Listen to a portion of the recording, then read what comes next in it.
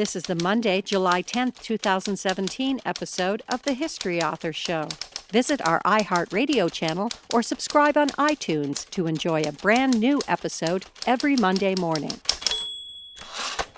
Oh, New York ain't New York anymore. How I miss those old pals of mine. The sawdust is gone from the floor where we harmonize sweet Adeline. On the east side, west side, things ain't like before. There are tears in the eyes of the regular guys. Oh, New York ain't New York anymore.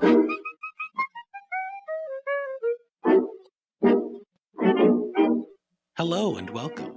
I'm your host, Dean Karayanis, and this is the History Author Show on iHeartRadio. This week, our time machine welcomes aboard bank robbers Bonnie and Clyde, years before their bullet-riddled fate in 1934. Just who were these two people as individuals before they melted into an infamous duo that was romanticized in film, stories, and songs? Well, it's swell that you asked. We'll dive into Bonnie Parker's origin story this week in Becoming Bonnie, a novel that boasts, quote, the crash of the century when Bonnie met Clyde. We'll get to know Bonnie during her wholesome, hardscrabble upbringing, leading to the day Clyde enters the picture. And we'll see how she becomes a gangster's moll.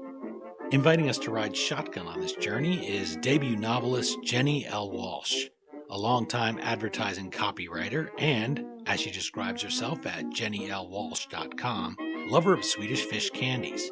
You can visit her website to learn more about the author and about her journey to writing about Bonnie and Clyde, or you can follow her on Twitter at Jenni L. Walsh. That name is spelled Jenny with an I. Okay, now that we've climbed into that 1930s car and asked, hey, where are the seatbelts on this thing? Let's meet Jenni L. Walsh and experience Becoming Bonnie. I'm joined via Skype by author Jenni L. Walsh, who brings us the novel Becoming Bonnie. Thanks for making time to chat with the History Author Show. Thank you for having me. The first line of Becoming Bonnie is a quote by William Butler Yeats. It's the line, "But I, being poor, have only my dreams."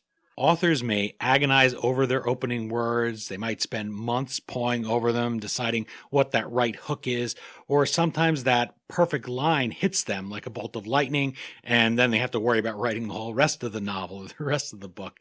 So I wonder, what kind of first line was this, and why did you choose it? It's actually not my initial opening line.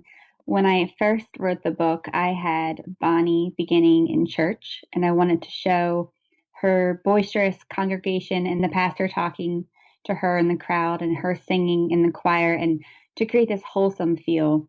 And my editor really liked the opening, but she was also curious more so into Bonnie's life at home as well. So we ended up adding a scene prior to the church scene where we open in Bonnie's home and she's getting ready for church.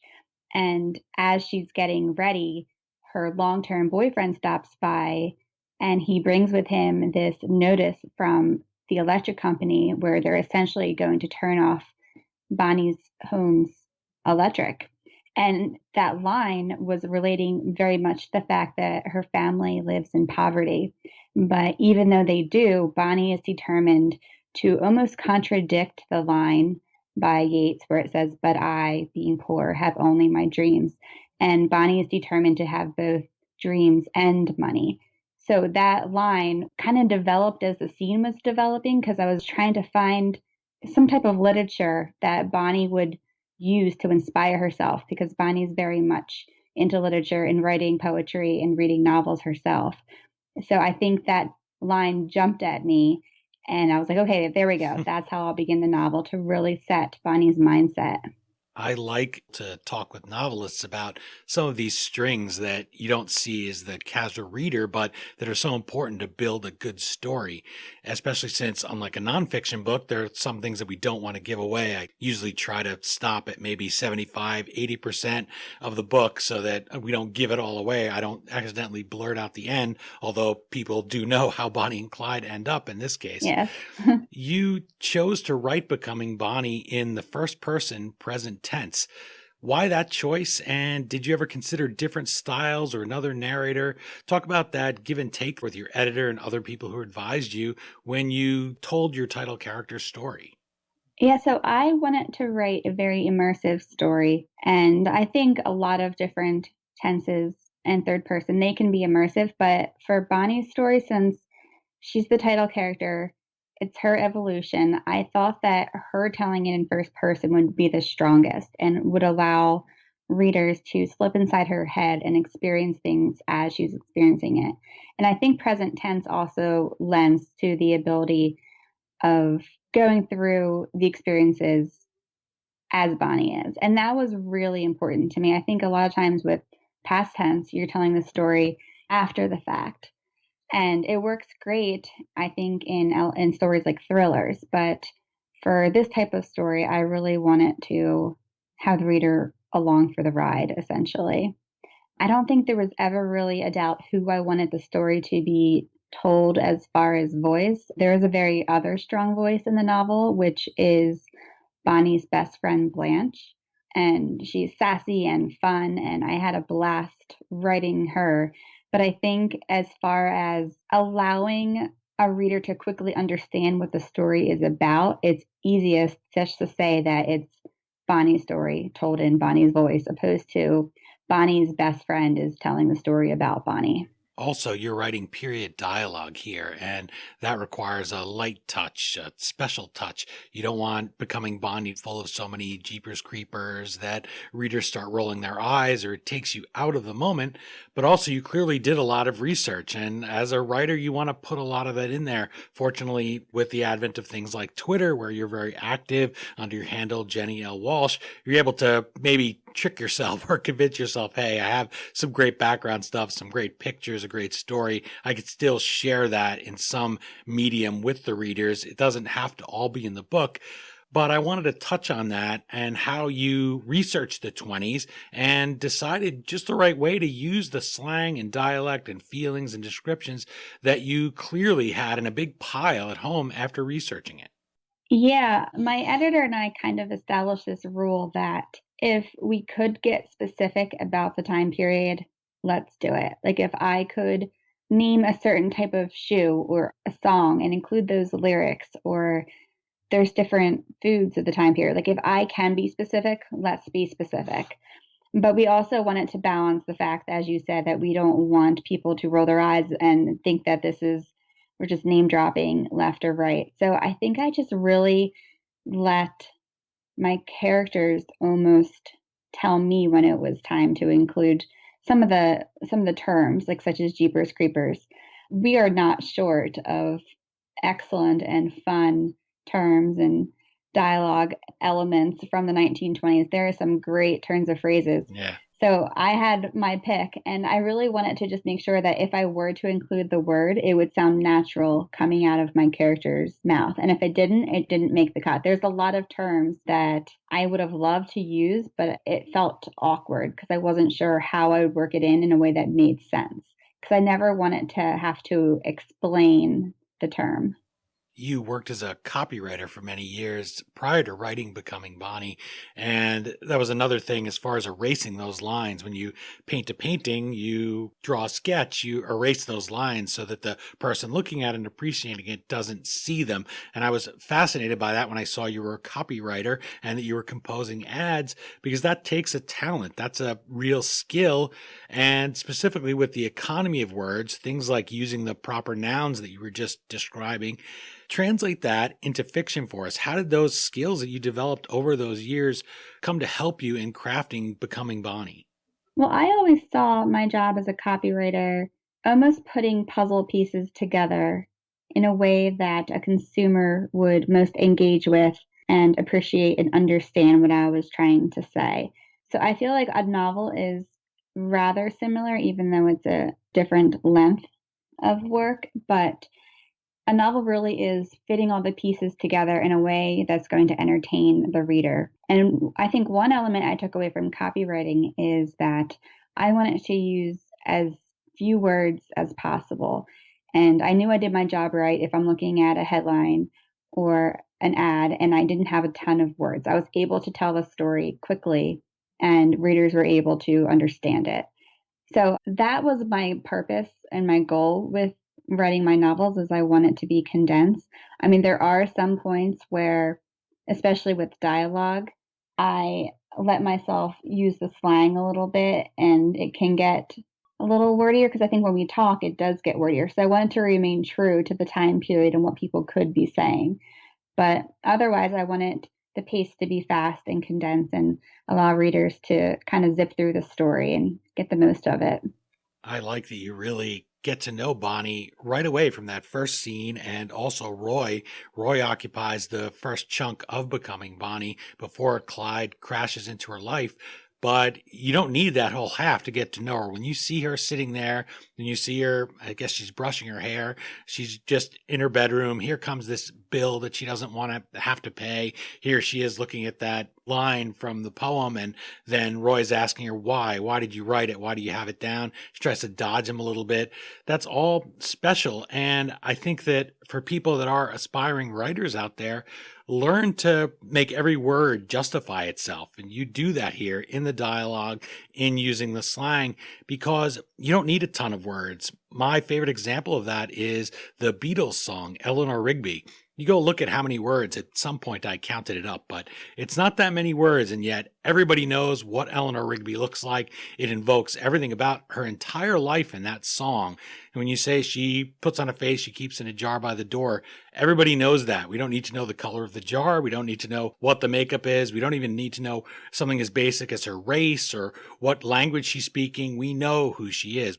And that's what this book was like. And that's why as a novel, it moves really fast. I picked it up and I said, okay, I'm going to read maybe half of it. First, I'm going to see if it grabs me, frankly. Then I'll read half because I don't want to give too much away, as I was talking about in the beginning. But you introduce us to her. She's the one we want to know. And then you also at the same time are building Roy into her life. And as a reader, maybe you want him to get out of the way. We know that he's not her destiny. And because he's not a famous person, I wonder how you decided to use him, how you dug up information about him to use in your plot, and if he helped you find your sea legs a little bit, this being your first novel, where he could fill in some of the blanks of real history with your imagination. Yeah, it's funny that you use the word use as far as Roy, because I felt like as an author, I really did use him. Roy's purpose in the story is really to set up Bonnie's mindset, her heart, her emotions for when Clyde does come into the story later on. A lot of people actually don't know that Bonnie in real life had a marriage. Like she was married to Roy, so she had a love prior to Clyde. And like you said, there isn't much known about Roy, but I did pick up some tidbits from diaries that Bonnie's little sister, Billy, had written, along with other anecdotes and stories that I was able to find. And it was interesting that at one time, Roy seemed like a good guy, and then he almost flipped the switch. And I saw that as a real opportunity to allow Bonnie to grow. So I wanted to make sure that in becoming Bonnie, I showed the full arc of Bonnie's relationship with Roy. And like I said, how it ultimately sets up her acceptance and willingness and almost eagerness to be with Clyde. So Roy's a very important element of the story since his presence really builds Bonnie's character. Another character that you mentioned earlier in Becoming Bonnie is the friend Blanche. As a female author, I wonder if you approached her by infusing any of your relationships, your life experience into it. I guess it's a very basic thing for all authors to do. But when you have characters like this 100 years ago, a lot of it's myth. There's not a lot known about many of them. I wondered what you drew upon specifically for their dynamic. She's a little bit of the devil on this young church-going Bonnie's shoulder before she makes this big change throughout the narrative arc of your book. Did you do that, or did you try to avoid anything that a friend of yours might recognize as themselves? I think in this case, since it's based on real life people, I didn't really allow my own personal life to seep in. Blanche, I will say I had plenty to work with based on who Blanche was as a person. She had written a memoir, and after reading Blanche's words and her reactions and her thought process, her voice just came to me hard and fast. And Blanche is actually a little bit of a deviation from history because she doesn't come into play until the 1930s when Bonnie and Clyde are out on their crime spree. But like I said, her voice was just inside my head and I couldn't get it out. And I wanted Blanche in Becoming Bonnie, even though that story is prior to the crime spree in the 1920s. So I ended up deviating and making Blanche Bonnie's childhood best friend because I needed Blanche there throughout both books, throughout Becoming Bonnie and then also the sequel, Being Bonnie. Yeah, Blanche is a very special character. I think readers are going to like her. And I've actually had people reach out to me saying that Blanche is by far their favorite. So that makes me happy because she's quite vivacious. It's great for you that she has the perfect 20s name. Yes. It's a really nice one. Makes you think right away. Invokes Streetcar Named Desire. It was really good. So I didn't know at first until I started reading if you just created her for the book. But she really does seduce the reader, make you really feel fun, make you want to be the one pulling pranks with her, I guess. Yeah, I think that's Blanche's purpose. She's the fun one who stretches Bonnie's boundaries and really makes Bonnie question who she is, what she wants, what she's going after. Blanche is a big catalyst in the novel. You got to watch out for Blanche because even though Blanche and Bonnie have a very important and tight relationship, Blanche is almost always looking out for herself. So she was a fun character to kind of show opposite of Bonnie, who begins very wholesome. When I have novelists on, because it is different from a nonfiction book, I'd like to ask the author to read a little passage from the novel so we can get a flavor. Also, it's telling what the author chooses. So give us this clip here and set it up for us. Read us from Becoming Bonnie. Yeah, so Becoming Bonnie is Bonnie's evolution story of how she becomes part of Bonnie and Clyde. So that essentially leads us to the point that Bonnie and Clyde eventually need to meet. And I make the reader wait a little bit for this official meeting, and I wanted to make it a very special moment. And what I'm about to read comes after Clyde reveals to Bonnie that he is into music and he had written her a song. And this is a very big allure for Bonnie because she's into music herself. So Clyde's about to reveal his music and his words for her. He runs a hand over the slight stubble on his chin and cheeks, and I scan the room further to distract myself. My gaze stops on the spine of a poetry book, then his guitar. You going to make good on your word and play for me? Clyde settles himself on the couch, then the instrument on his knee. He pats the spot beside him, pauses with his fingers ready to strum. I sit and fold my hands in my lap, watching as he clears his throat, swallows, clears his throat again. Clyde's head tilts down, and he looks up at me from under his lashes. I started this here song a while ago, but she ain't done, he says. Was hoping you'd help me finish her. Me? His fingertips slide down the strings once, letting the soft sound vibrate round us. You'll see. He goes back for more, a dark melody forming with each stroke, and moistens his lip. Clyde says more than sings. Death is a 5-letter word with a 5-finger clutch. His head stays down, his jaws relaxed, eyes closed. It cornered him, pitting him against the bigger man. By the throat, edging closer, nearing death's final touch. The rhythm quickens, the beat an unexpected surprise. Then there she was, light in the dark, defying death's plan. She stared it down, held on tight, fired off a shot all her own. Oh, he draws out the word, as if taunting death. Oh, oh, oh, death for the boy has been postponed. Clyde's fingers shift to a higher pitch on the guitar. He smirks and sings from the corner of his mouth. "'Cause lean closer, listen close. How the story ends, no one knows. But one thing's clear, you'll see. Bonnie and Clyde, meant to be, alive and free. That last line, that last note hangs between us. I forget how to breathe." "That's all I got for now," Clyde says softly. "Thought maybe we could do the next verse together." Together? I wring my hands, staring into the eyes of Clyde Berry, the criminal, the charmer, the boy who wrote me a doggone song to show me how he cares. Yeah, Bonnie, you and me, what do you say? When you hear the name Clyde Berry, you don't think of a musician. And I think it's a perfect way to go about this relationship. We're really remembering that they're not just two people mushed together like a musical duo. There's a point where one person ends and the other begins. There's a point where they meet. There's a different dynamic there. And to invoke music in a novel also is involving all the senses, which is another sign of good writing. Something you always want to do is titillate all of the senses, get everything in place, smell, taste, sight. And in this case, the heart. You're feeling emotions there. You're seeing her. She's had this marriage. She's had this trouble with Roy. She's had a life that's very much cast about. And there she is, somebody writing a song for her. She's somebody who, from the very first moment we meet her, loves poetry. So this really shows, it makes you see it's not a case where we look at couples sometimes and say, what do they possibly see in each other? That makes that link really tight right there. And we can understand why they're together. In fact, we don't even ask the question. It's just they're meant to be. Yeah, I love that. I really wanted to show Bonnie and Clyde as a partnership. And what Clyde was referencing in those words in his song was that there's a moment where earlier in the book, Bonnie saves him. And then there's another moment where he saves her. So they really are loyal and devoted to each other. And I wanted to make that very strong for readers so it was believable. The strongest thing I wanted to accomplish was for my characters to be relatable. Like, you may not agree with their decisions, and I think 99% of people will not agree with their decisions, but I wanted them to make sense.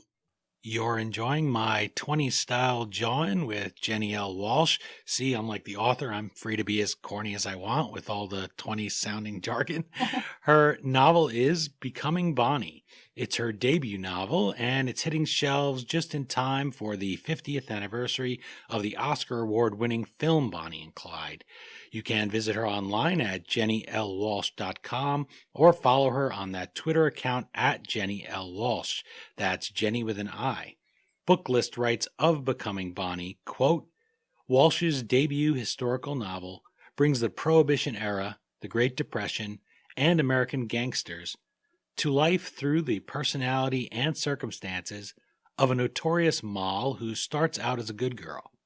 Although the story focuses on Bonnie, supporting characters provide further perspectives on the magnetic pull of jazz, illegal booze, and a short life on the lam. Jenny, it struck me in that review that your debut as a novelist is a book that focuses on Bonnie's debut as a gangster's moll. It always is fun to talk about how reality matches dreams. In this case, not Bonnie's dreams and Bonnie's reality, but your own.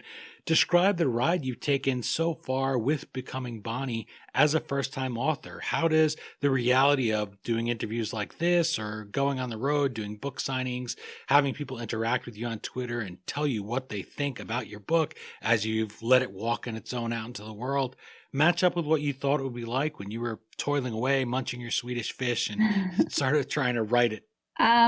It was a long road for me to get here, and I guess I wasn't quite sure what to expect. I had written previous novels before Becoming Bonnie, they just weren't published. So this is actually my fourth book that I've completed, and like I said, the first to be published.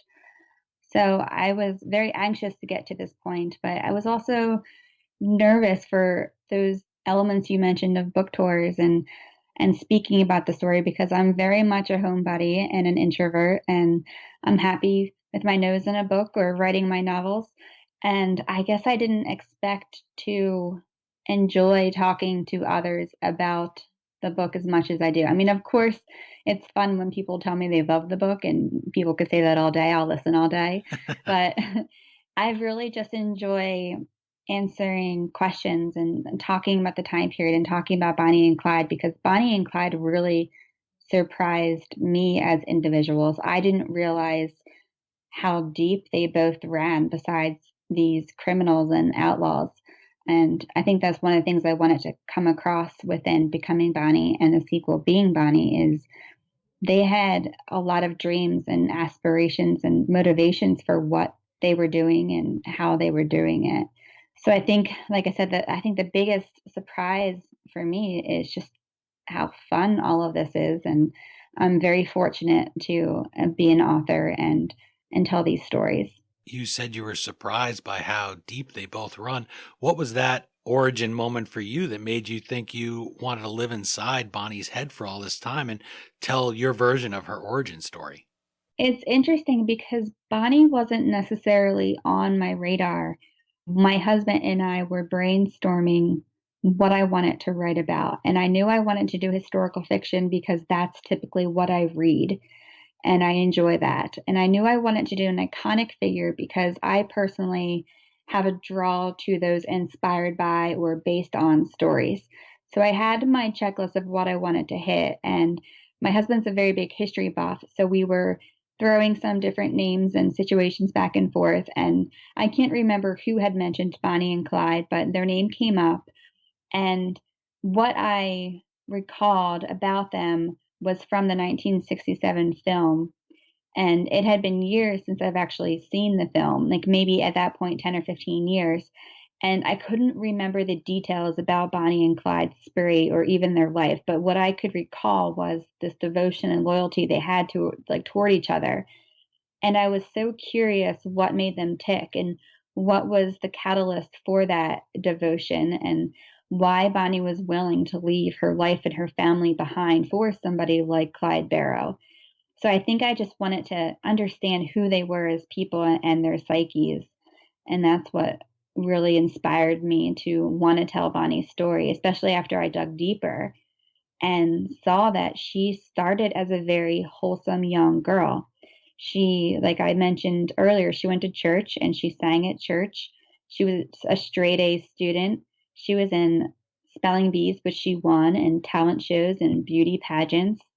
So I was just wondering, how do you go from that to somebody whose life ends in an ambush? That film, Bonnie and Clyde, starring Faye Dunaway and Warren Beatty, turns 50 this year, which is perfect timing for Becoming Bonnie. I wondered how fans have felt, if you've heard from any of them at this early date in the novel's life. How do they feel about Becoming Bonnie, and how do you regard the film portrayal? Did you watch it a bunch of times, or did you stay away from it because you wanted to have your own voice and have your own take on Bonnie that was separate from this image on the screen? I haven't heard from anybody yet about the film in relation to my novel. I would be completely honored if somebody enjoyed my book as much as they enjoyed the film because it's, a very award-winning and iconic film. I personally haven't seen the film since my teenage years, and I want to watch it. Like, I'm desperately eager to watch it again just to see how their story matches up to my own because I know that the film has taken creative license. So I wanted to see where we align just creatively. But because the film does take those creative licenses, that's the reason why I haven't watched it yet, because I didn't want anything to influence my storyline or my thoughts. I just wanted to go where my characters were leading me. So you still can't watch it because you're not done with the sequel? I am currently writing the sequel, so Okay. I will watch it soon. I'm actually planning an event with a local film theater, and they're going to screen the film later in the year for me and have some people come in and we can talk about the book and the film and stuff. So I'm really excited for that. Bonnie Parker, by the way, speaking of creative license, doesn't start out life in real life with the name Bonnell. And How do you feel about the fact that as Becoming Bonnie enjoys wide success, readers are going to start folding your creation into the myth of Bonnie and Clyde and just assuming that that was her real first name? That has to be a charge for you as an author if and when that happens. Yeah, it's funny. I never thought about that until I was at a signing the other day, and someone did think her name really was Bonalyn, and I kind of had a moment where I was like, "Oh, wow, yeah, I guess I did change her name," and didn't realize that people were going to think it was reality. But yeah, I wanted the novel to start with Bonnie having a very wholesome sounding name to just really show her evolution as a character, and Clyde is the one who actually starts calling her Bonnie. So everything about this book is her evolution. So yes, she starts as Bonalyn, and I think I would just be tickled if people almost think it's part of the myth of Bonnie and Clyde. I think it'd be a fun little nod to the book.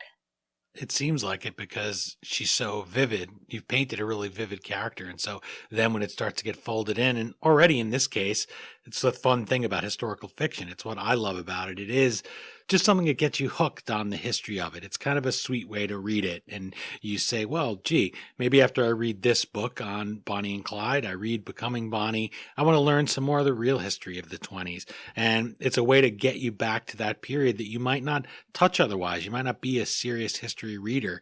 And from this perspective of you saying your husband is into the hard history, was the 20s a period that you both always liked? Did you read a lot about it before you went into researching Bonnie's life, or was that something you had to do from scratch for writing Becoming Bonnie and then being Bonnie? I've always been intrigued by the 1920s. So I was excited about the opportunity to write during that era. But it's interesting because when I first started to tell Bonnie's origin story, I started in the 1930s when they were going out onto their crime spree.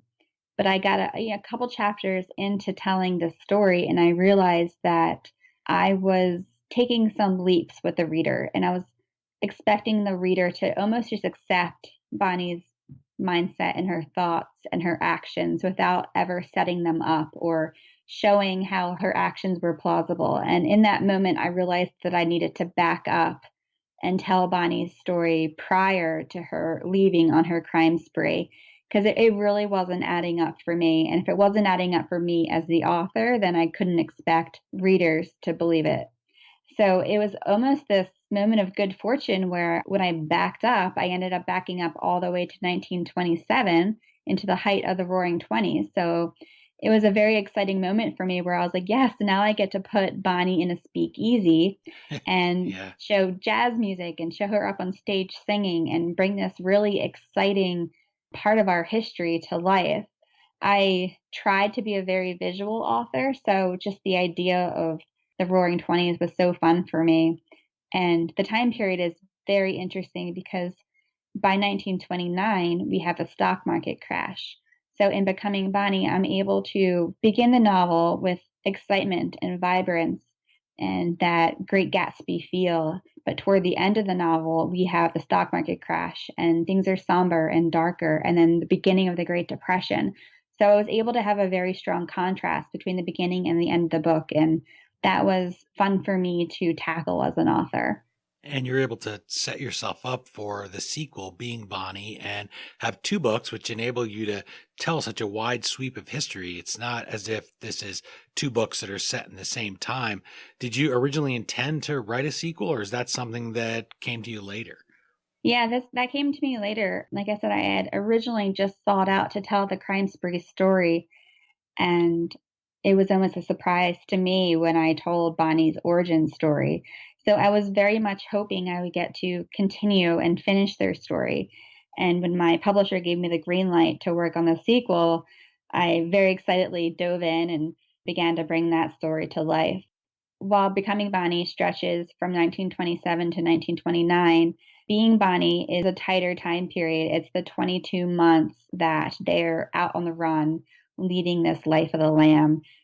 So I think we see a contrast between this second book and the first book in the setting and Bonnie's thoughts and their actions and her desperation. So there's a very strong contrast between the two books. And I think we'll see that even in the covers. I haven't seen the cover yet, but we've been brainstorming a little bit, and I think they're going to really mimic the stories very well. I'm probably not alone in being spoiled with instant entertainment in this current world where we have binge watching, which you wouldn't have had back in the 1960s, for instance, with Star Trek. They didn't notice, the viewers back then, that guys with red shirts were always going to die because they were watching them all spaced out. And if you missed it, you missed it. There wasn't a VHS. There certainly wasn't a DVR. So with that in mind, how long will we have to wait until Being Bonnie hits the shelves? I do not have an exact date yet, but I think it's going to be May of 2018. I have one final question for you, and it goes back to the very first page of the book before Bonnie begins telling her story. The dedication of Becoming Bonnie features a picture of a slip of paper from a fortune cookie. The fortune reads, "Believe it can be done," and someone scribbled on it, "This was meant for you, XOXO." What's the story behind that fortune? And can you tell us what made you think to use it right there at the front of the book?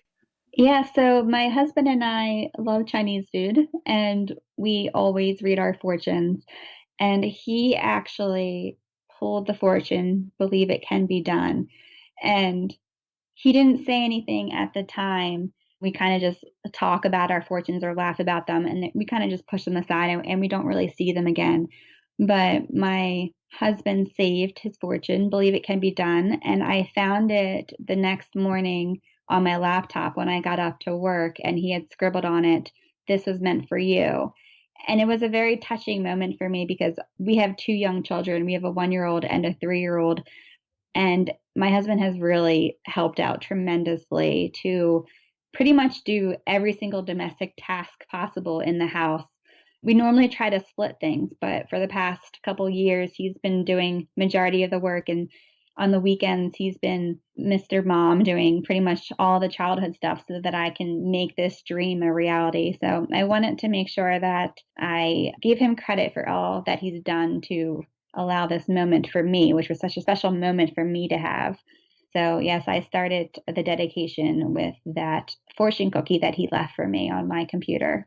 Well, I'll speak for all the readers who enjoy Becoming Bonnie as much as I did and say we appreciate it too, because this was a fun ride. It doesn't sound like we would have been able to take without him picking up some of the slack around the house. So we definitely appreciate that. I appreciate you coming today to share the novel with us, giving a little behind the scenes view of how you made that dream a reality. Thanks so much for joining us to share this fictionalized story of the woman people are now calling Bonelin all over and will continue to for many years in the future. It's a tribute to how vivid your portrait is, that it's sticking in readers' minds. And I really hope people will check it out online, see if it's your cup of tea. The 20s is such a vibrant and exciting time, super fun to read about. Best of luck with Becoming Bonnie, and we'll look forward to Being Bonnie in 2018. Thank you so much.